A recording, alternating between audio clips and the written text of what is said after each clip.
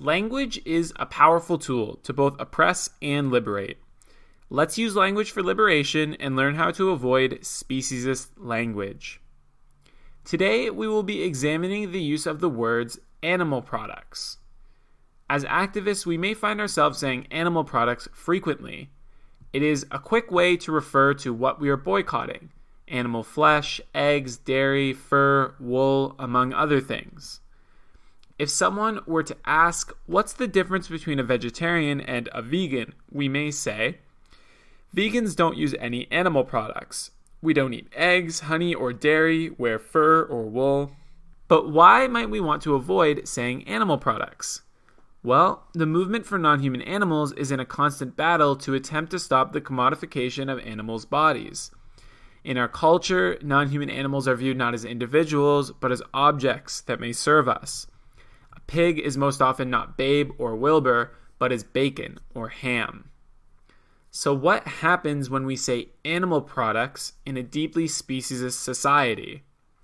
What happens is we legitimize the use of their bodies as commodities through our language. What we need to communicate is the flesh of a pig or the skin of a cow is not a product at all. Let's look at an example. A common argument you may hear from an animal rights activist is that we should eat plant-based foods because they cause the least amount of harm or are more of a compassionate choice compared to animal products. Why eat animal products when we can reject violence and eat plant-based instead? This frames the issue as a comparison between two products. One plant-based product on the supermarket shelf versus another product on a different shelf. We do not want this framing. We want to say that plant-based foods are products, but animals' bodies are not. Rejecting commodification is a major piece of the animal rights movement message, that non-human animals' bodies, skins, and secretions are not products. So let's stop referring to them as animal products and validating their commodification with our words. What can we say instead? Well, let's go back and imagine we are asked again, what's the difference between a vegetarian and a vegan? Before, we might have said, vegans don't use any animal products. Now, we might want to say, anything that supports animal exploitation is not vegan. Explaining veganism this way is important for a few reasons.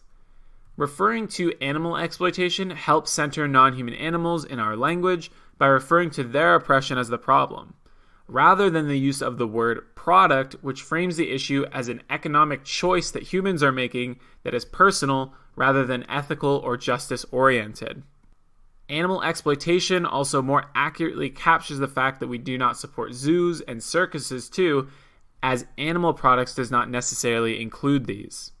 Our final tip for this video: if we are writing and really struggling to avoid the word animal products, we may simply put the word products in quotations to demonstrate we don't accept its legitimacy.